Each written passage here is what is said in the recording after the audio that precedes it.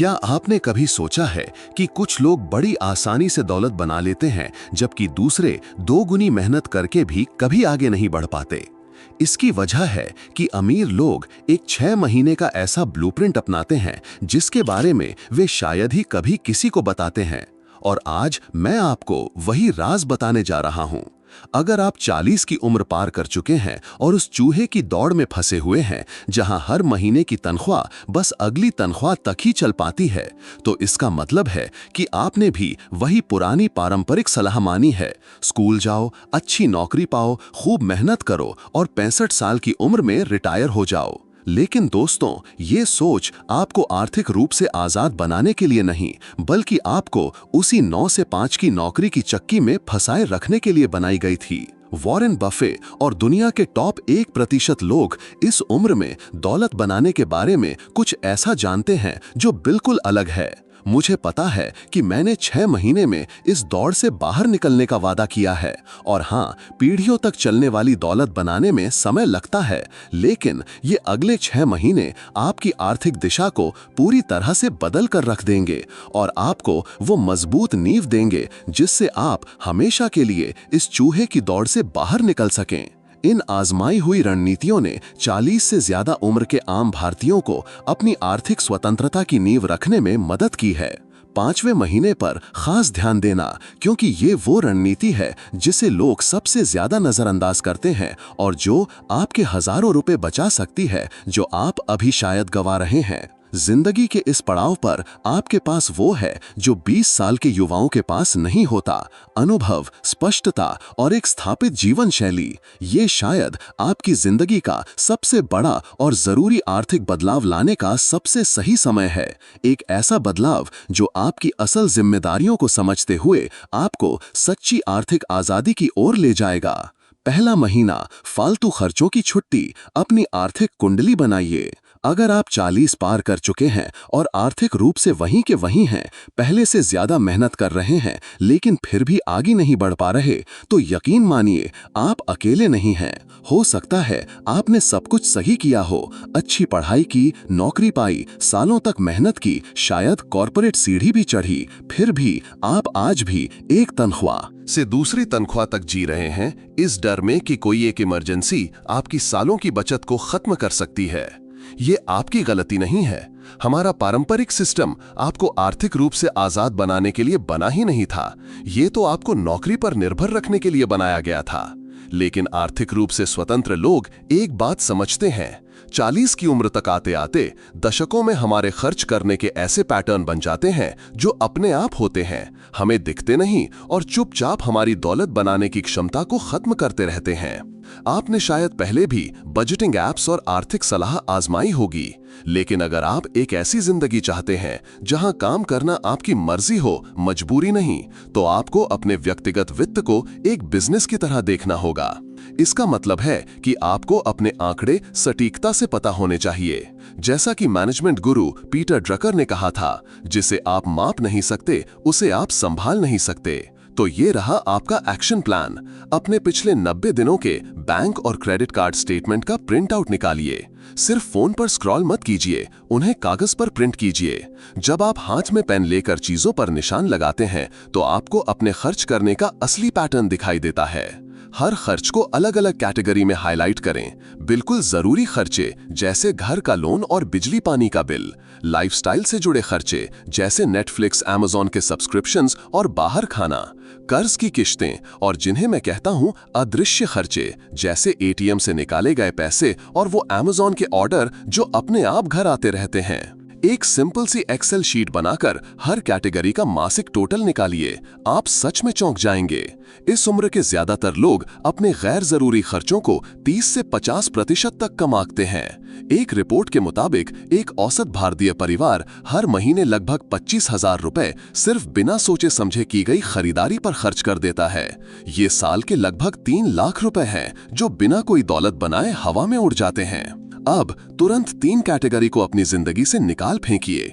उन सब्सक्रिप्शंस को चुनिए जिन्हें आपने महीनों से इस्तेमाल नहीं किया है। बाहर रेस्टोरेंट में खाना हफ्ते में सिर्फ 2 बार तक सीमित करें। उस जिम की मेंबरशिप को कैंसिल कर दीजिए जिसे इस्तेमाल करने का आप बस सोचते ही रहते हैं।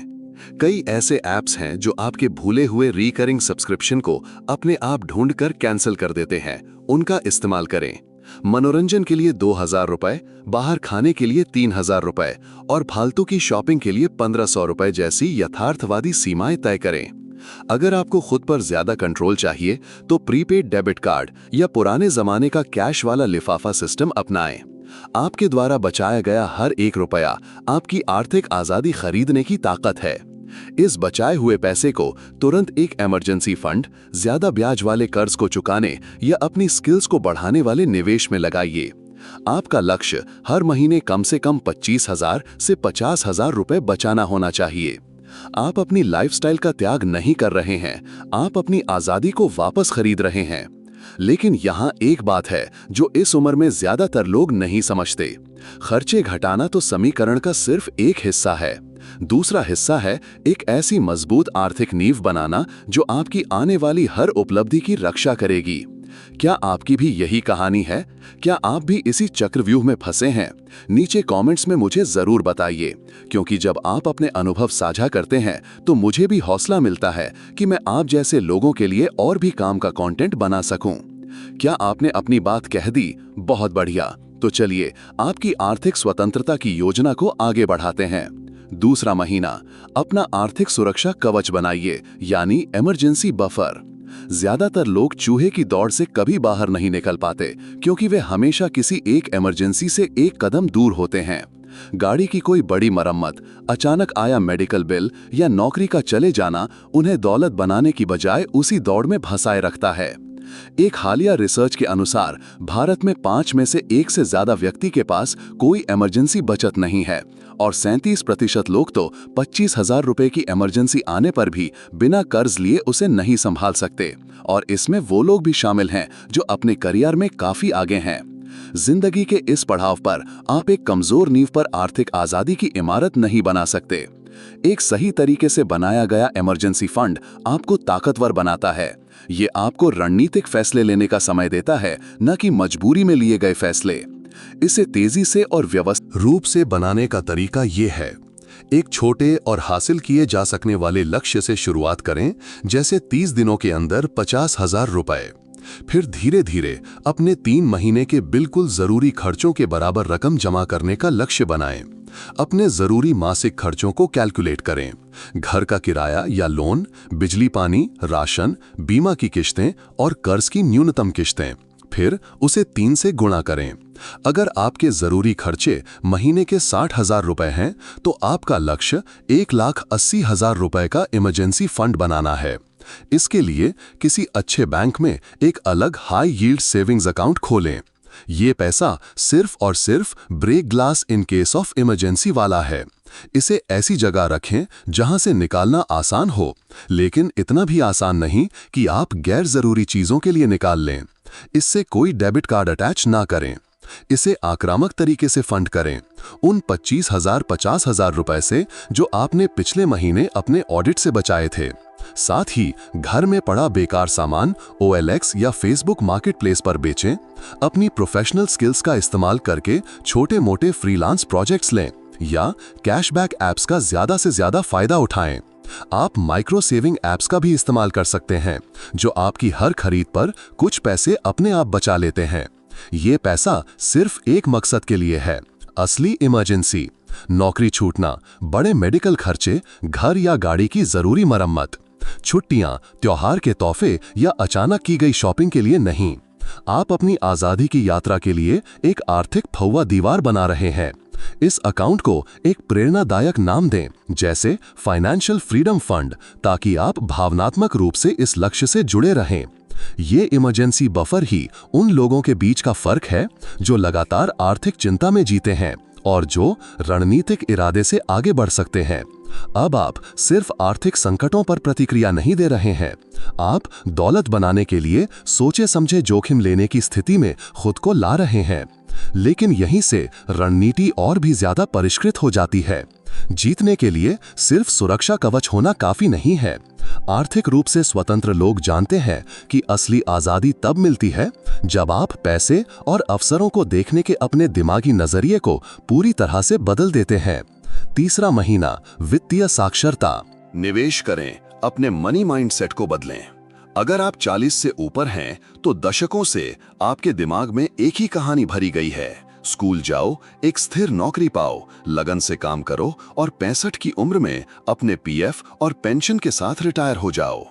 लेकिन ये सोच असली दौलत बनाने के लिए पूरी तरह से पुरानी हो चुकी है। ये आर्थिक स्वतंत्रता बनाने के लिए नहीं, बल्कि भरोसेमंद कर्मचारी बनाने के लिए डिजाइन की गई थी। टॉप 1% लोग आर्थिक आजादी इसलिए हासिल नहीं करते क्योंकि वे ज्यादा मेहनत करते हैं, बल्कि इसलिए क्योंकि वे पैसे और अवसर के बारे में बिल्कुल अलग तरह से सोचते हैं। वॉरेन बफे ने अपनी पूरी दौलत इसी सिद्धांत पर बनाई, जितना ज्यादा आप सीखते हैं उतना ही ज्यादा आप कमाते हैं। अच्छी खबर यह है कि अपनी वित्तीय शिक्षा को अपग्रेड करने में कभी देर नहीं होती। अगले 30 दिन आपकी जिंदगी का एक बड़ा मोड़ हो सकते हैं अगर आप अपनी वित्तीय समझ को बढ़ाने का संकल्प लेते हैं। दौलत बनाने का कोई एक मुख्य रास्ता चुनें जिस पर आप अपना पूरा ध्यान केंद्रित करेंगे। पारंपरिक निवेश जैसे स्टॉक्स और ईटीएफ, रियल एस्टेट जैसे किराए की प्रॉपर्टी या आरईटीज, फ्रीलांसिंग या ई-कॉमर्स के जरिए स्केलेबल ऑनलाइन इनकम बनाना या छोटा बिजनेस और सिस्टम बनाना। वो रास्ता चुनें जो आपकी रुचियों, स्किल्स और जीवन शैली से मेल खाता हो। केंद्रित होकर सीखने से ही असली प्रगति होती है। भटका हुआ ध्यान आपको वहीं रोके रखता है। अगले 30 दिनों के लिए एक गहन वित्तीय शिक्षा स्प्रिंट के लिए खुद को प्रतिबद्ध करें। एक कोई मूलभूत किताब पूरी तरह से पढ़ें। मैं माइंडसेट और वेल्थ सिस्टम के लिए एमजे डेमार्को की द मिलियनेयर फास्ट लेन, सीधे साधे निवेश की रणनीति के लिए जेएल कॉलिंस की the simple path to wealth या काम करने वाले पेशेवरों के लिए शुरुआती वित्तीय स्वतंत्रता की प्रैक्टिकल रणनीति के लिए स्कॉट ट्रेंच की सेट फॉर लाइफ की सलाह दूंगा। हर दिन 15 मिनट अपने काम पर जाते समय या एक्सरसाइज करते समय high quality financial audio content सुने, जैसे पॉडकास्ट या ऑडियो बुक। ग्रेम स्टीफन जैसे एजुकेशनल यूट्यूब चैनलों को फॉलो करें जो रियल एस्टेट और निवेश के फंडामेंटल सिखाते हैं। माइनॉरिटी माइंडसेट जो बिजनेस बिल्डिंग और वित्तीय आदतों पर बात करते हैं, या मार्को व्हाइट बोर्ड फाइनेंस जो प्रैक्टिकल मैनेजमेंट रणनीति बताते हैं। एक अलग वेल्थ बिल्डिंग नोटबुक बनाएं जिसमें आप हर दिन सीखी हुई बातें, आपके मन में उठने वाले सवाल और उन विचारों को लिखें जिन्हें आप लागू करना चाहते हैं। सिर्फ कंटेंट को देखें सुने नहीं, उसे सक्रिय रूप से प्रोसेस करें। ऐसे सारांश लिखें जैसे आप इन कॉन्सेप्ट्स को किसी और को सिखाने की तैयारी कर रहे हों। अपने सोशल मीडिया को साफ करें, उन अकाउंट्स को अनफॉलो करें जो फालतू खर्च या दिखावे की सफलता को बढ़ावा देते हैं, और ऐसा कंटेंट चुनें जो लगातार आपके वित्तीय विकास के लक्ष्यों को पूरा करता हो। हर हफ्ते अपने जीवन साथी, किसी आर्थिक रूप से सफल दोस्त या अपने नेटवर्क में किसी गुरु के साथ एक ठोस वित्तीय बातचीत जरूर करें। अपने लक्ष्यों और सीखी हुई बातों को जोर से बोलने से स्पष्टता आती है और प्रतिबद्धता मजबूत होती है। हर हफ्ते खुद से ये जरूरी सवाल पूछें, मैंने ऐसा क्या सीखा जिससे मेरे पैसे बच सकते हैं या बढ़ सकते हैं? इस नई जानकारी ने पैसे को लेकर मेरी पुरानी सोच को कैसे चुनौती दी? ऐसा कौन सा एक खास आइडिया है जिसे मैं आजमाने और लागू करने के लिए तैयार हूं? आप दौलत बनाने में देर नहीं हुए हैं, बल्कि आप बिल्कुल सही समय पर हैं, क्योंकि अब आपके पास जीवन का वो अनुभव और प्रेरणा है जिससे आप सच में सुनकर कदम उठा सकते हैं। ये वो महीना है जब आप पैसे को सिर्फ खर्च करने वाले नहीं, बल्कि दौलत बनाने वाले बनेंगे। लेकिन यहाँ एक कड़वी सच्चाई है, बिना लगातार एक्शन के ज्ञान सिर्फ एक महंगा मनोरंजन है। अगला चरण वो है जहां वित्तीय सिद्धांत असल दुनिया में लागू होते हैं, और यहीं पर ज्यादातर लोग या तो अगले स्तर पर पहुंच जाते हैं या हार मानकर पुराने ढर्मे पर लौट जाते हैं। चौथा और पांचवा महीना, एक साइड इनकम स्ट्रीम बनाएं, अपना समय वापस खरीदें। चूहे की दौड़ सिर्फ एक खतरनाक निर्भरता पर चलती है। आप अपना समय सीधे पैसे के लिए बेचते हैं, और अगर वो मुख्य नौकरी चली गई तो आपकी पूरी आमदनी का स्रोत भी खत्म हो जाता है। जैसा कि धन शोधकर्ता थॉमस कॉर्ली ने पाया, आय का सिर्फ एक स्रोत होना शून्य के बहुत करीब होना है। आज भारत में भी लाखों लोग अपनी 9 से 5 की नौकरी के साथ साथ एक साइड इनकम स्ट्रीम चला रहे हैं, जिससे वे औसतन 15,000 से 20,000 रुपए प्रति माह अतिरिक्त कमा रहे हैं। 40 की उम्र के बाद आपका सबसे बड़ा फायदा आपका जमा किया हुआ अनुभव, निखरी हुई स्किल्स और स्पष्ट उद्देश्य है। आपको दिन रात की भागदौड़ वाली हसल कल्चर अपनाने की जरूरत नहीं है। आपको जो पहले से पता है उसका स्मार्ट तरीके से लाभ उठाने की जरूरत है। एक ऐसा साइड इनकम का रास्ता चुनें जो सीधे तौर पर आपकी मौजूदा प्रोफेशनल ताकत और जीवन के अनुभव पर आधारित हो। आपको खुद को पूरी तरह से बदलने की जरूरत नहीं है, बस अपनी विशेषज्ञता को रणनीतिक रूप से भुनाएं। अपनी स्थापित प्रोफेशनल स्किल्स का उपयोग करके फ्रीलांसिंग या कंसल्टिंग पर विचार करें, जैसे business writing, graphic design, project management या फिर जीएसटी फाइलिंग और डिजिटल मार्केटिंग। अपवर्क, फाइवर और लिंक्डइन जैसे प्लेटफॉर्म्स क्लाइंट्स को आकर्षित करना आसान बनाते हैं। मैंने एक रिटायर्ड स्कूल टीचर को देखा है जो पार्ट टाइम में बच्चों को ऑनलाइन ट्यूशन देकर महीने के 25,000 रुपए कमा रहे हैं, जिसमें ना के बराबर शुरुआती लागत और लचीला शेड्यूल है। हमारी उम्र के लोगों के लिए स्थानीय सेवा व्यवसाय भी असाधारण रूप से अच्छा काम करते हैं, जैसे घर की साफ सफाई और ऑर्गेनाइजेशन, छोटे मोटे रिपेयर काम, ट्यूटरिंग या पेट केयर सेवाएं। मेरे एक परिचित ने वीकेंड पर सिर्फ 20,000 रुपए के शुरुआती सामान के साथ लोगों के गैराज और स्टोर रूम को व्यवस्थित करने की सर्विस शुरू की और आज वे महीने के 50,000 रुपए से ज्यादा कमा रहे हैं। डिजिटल प्रोडक्ट्स आपको अपने ज्ञान को स्केलेबल इनकम स्ट्रीम में बदलने की अनुमति देते हैं। अपनी प्रोफेशनल विशेषज्ञता को ई बुक्स, ऑनलाइन कोर्स या पेड न्यूज़लेटर में बदलें। एक पूर्व कॉर्पोरेट अकाउंटेंट ने फ्रीलांसरों को टैक्स प्लानिंग और बिजनेस खर्चों को समझने में मदद करने के लिए एक कोर्स बनाया, जिससे वे महीने के 50,000 रुपए से ज्यादा कमा रहे हैं। 25,000 रुपए का एक यथार्थवादी लेकिन प्रेरक 30 दिन का राजस्व लक्ष्य निर्धारित करें, जो लगभग 850 रुपए प्रतिदिन होता है।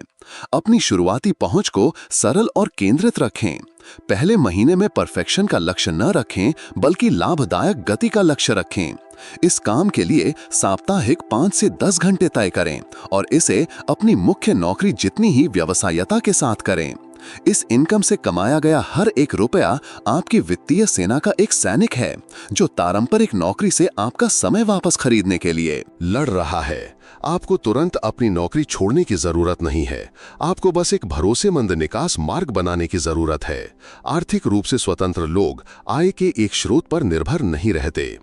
अब मैं सच में उत्सुक हूं कि इन साइड इनकम रणनीतियों में से कौन सी आपकी मौजूदा स्थिति से सबसे ज्यादा मेल खाती है। शायद आपने पहले से ही कुछ ऐसा आजमाया है, या आप इनमें से कोई एक तरीका शुरू करने पर गंभीरता से विचार कर रहे हैं।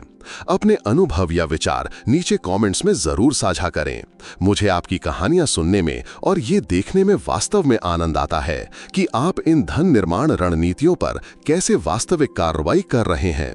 ये आपकी वित्तीय स्वतंत्रता का पहला वास्तविक स्वाद है, लेकिन एक खामोश दौलत का दुश्मन है जो आपके बनाए हुए हर चीज को व्यवस्थित रूप से नष्ट कर रहा होगा, और ये शायद आपके मासिक बजट में सबसे बड़ी अकेली चीज है।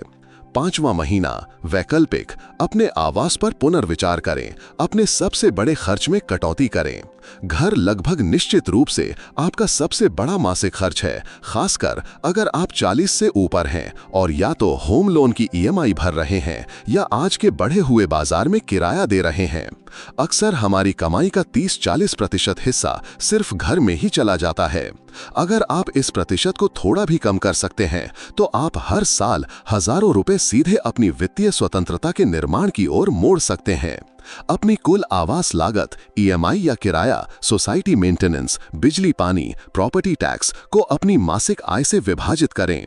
अगर आप महीने के 1 लाख रुपए कमाते हैं और घर पर 35,000 रुपए खर्च करते हैं तो आपकी 35% आय आपके घर में बंधी हुई है। आपका रणनीतिक लक्ष्य इसे 25% से नीचे लाना और यदि संभव हो तो 20% के करीब। इसके लिए हमारी उम्र के लोगों के लिए 3 रणनीतियां अच्छी तरह से काम करती हैं। पहला, रणनीतिक डाउनसाइजिंग या भौगोलिक स्थानांतरण। अपने मौजूदा घर को बेचकर या ऊंचे किराए वाले घर को छोड़कर किसी छोटे या कम लागत वाले क्षेत्र में जाना। ये उन लोगों के लिए बहुत अच्छा काम करता है जिनके बच्चे अब बड़े होकर बाहर चले गए हैं या जो अब घर से काम कर सकते हैं।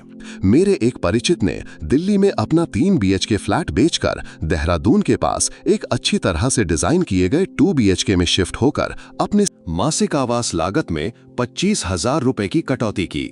दूसरा, हाउस हैकिंग, यानी अपने मौजूदा घर के अप्रयुक्त हिस्सों का मुद्रीकरण करना। अपने घर के किसी खाली कमरे या ऊपर की मंजिल को किराए पर दें। मैंने एक होम ओनर को देखा है जो अपने घर का एक हिस्सा एक युवा प्रोफेशनल को किराए पर देकर महीने के 15,000 रुपए कमा रहे हैं, जिससे उनकी ईएमआई का बोझ लगभग आधा हो गया है। तीसरा, एक ऐसी मल्टी फैमिली प्रॉपर्टी खरीदें जहां आप एक यूनिट में रहें और बाकी को किराए पर दे दें। अन्य इकाइयों से एकत्र किया गया किराया अक्सर आपके अधिकांश या पूरे होम लोन भुगतान को कवर करता है, जो आपको इक्विटी का निर्माण करते हुए मुफ्त आवास प्रदान करता है। इन नंबरों को ईमानदारी से देखें। मैं जानता हूं कि ये अक्सर एक भावनात्मक फैसला होता है, खासकर उन परिवारों के लिए जो सालों से एक ही घर में रह रहे हैं। इस फैसले को एक नुकसान के तौर पर नहीं, बल्कि अपने लंबे समय के लक्ष्यों को हासिल करने के एक कदम के तौर पर देखें। क्या आप उस एक अतिरिक्त बेडरूम के बदले 5 साल पहले रिटायर होना पसंद नहीं करेंगे? आपकी आवास की स्थिति या तो एक वित्तीय लंगर के रूप में काम कर रही है जो आपको पीछे खींच रही है, या एक रणनीतिक लॉन्च पैड है जो आपको आगे बढ़ा रही है। ये आराम या पारिवारिक जरूरतों का त्याग करने के बारे में नहीं है, ये बुद्धिमानी से वित्तीय स्वतंत्रता को प्राथमिकता देने के बारे में है। छठा महीना, समीक्षा करें, फिर से ध्यान केंद्रित करें और अपनी स्वतंत्रता योजना बनाएं। ज्यादातर लोग अपनी वित्तीय यात्रा के इस पड़ाव पर एक बहुत बड़ी गलती करते हैं। वे कुछ जीत हासिल करते हैं, अपनी प्रगति के बारे में अच्छा महसूस करते हैं, फिर धीरे धीरे वित्तीय ऑटो पायलट मोड में वापस चले जाते हैं। आर्थिक स्वतंत्रता एक महीने की सफलता से नहीं आती, ये समय के साथ जानबूझकर लगातार बनाए गए मोमेंटम से आती है। पिछले 5 महीनों का पूरी ईमानदारी और विशिष्टता के साथ मूल्यांकन करें। आपने सफलतापूर्वक कितने पैसे बचाए हैं? आपकी साइड हसल ने कितनी अतिरिक्त आय उत्पन्न की है? आपने अपने बारे में, पैसे के साथ अपने रिश्ते और बदलाव की अपनी क्षमता के बारे में क्या सीखा है? ये मूल्यांकन परफेक्शन हासिल करने के बारे में नहीं है, ये आत्म जागरूकता बनाने और अपनी वित्तीय दिशा का पूरा स्वामित्व लेने के बारे में है। विशिष्ट मील के पत्थर के साथ एक व्यापक दीर्घकालिक धन रोड मैप बनाएं। 3 महीने में साइड इनकम से लगातार 25,000 से 50,000 रुपए मासिक आय। इमरजेंसी फंड पूरी तरह से भरा हुआ। क्रेडिट कार्ड या पर्सनल लोन जैसे ऊंचे ब्याज वाले कर्ज नियंत्रण में। 6 से 12 महीने में अपने पोर्टफोलियो में पैसिव इनकम स्ट्रीम जोड़ना। अपने पीपीएफ, एनपीएस और म्यूचुअल फंड एसआईपी को अधिकतम करना। 24 महीनों में काम वास्तव में वैकल्पिक हो जाए। 12+ महीने के जीवन यापन के खर्चे बचाए और निवेश किए गए हों। जितना हो सके हर सिस्टम को ऑटोमेट करें। ऑटोमेटिक बचत ट्रांसफर, क्रेडिट कार्ड के बिल पेमेंट, निवेश की एसआईपी। अपना वित्तीय ध्रुव तारा स्थापित करें। अपनी वित्तीय स्वतंत्रता के लिए एक स्पष्ट, भावनात्मक रूप से सम्मोहक विशिष्ट दृष्टि। मैं 55 साल की उम्र तक हफ्ते में सिर्फ 2 दिन काम करना चाहता हूं, अपने परिवार के साथ देश विदेश घूमना चाहता हूं और पैसे की चिंता कभी नहीं करना चाहता। एक स्थायी सपोर्ट सिस्टम बनाएं और अपने विशिष्ट लक्ष्यों को किसी ऐसे व्यक्ति के साथ साझा करें जो आपको लगातार प्रगति के लिए जवाबदेह रखे। हर 90 दिनों में त्रैमासिक वित्तीय जांच पड़ताल का समय निर्धारित करें। अब आपने अपने खर्च करने के पैटर्न पर पूरा नियंत्रण बना लिया है। एक ठोस इमरजेंसी फंड स्थापित किया है। मूलभूत वित्तीय शिक्षा विकसित की है। एक साइड इनकम स्ट्रीम बनाई है और निरंतर प्रगति के लिए एक स्पष्ट रोड मैप तैयार किया है। आप अब चूहे की दौड़ में फंसे नहीं हैं। आप अपने नियमों के साथ अपना खुद का वित्तीय खेल डिजाइन कर रहे हैं और उसे लागू कर रहे हैं। जिंदगी के इस पड़ाव पर आपने बहुत मेहनत की है और बहुत अनुभव प्राप्त किया है कि आप अपने बाकी करियर के साल चूहे की दौड़ में फंसे रहकर बिताएं। अब आपके पास इस चूहे की दौड़ से हमेशा के लिए बचने का पूरा ब्लूप्रिंट है। सवाल ये नहीं है कि ये रणनीतियां काम करती हैं या नहीं। सवाल ये है कि क्या आप इन रणनीतियों पर लगातार समय के साथ काम करेंगे। जाने से पहले मैं आपसे कुछ महत्वपूर्ण पूछना चाहता हूं।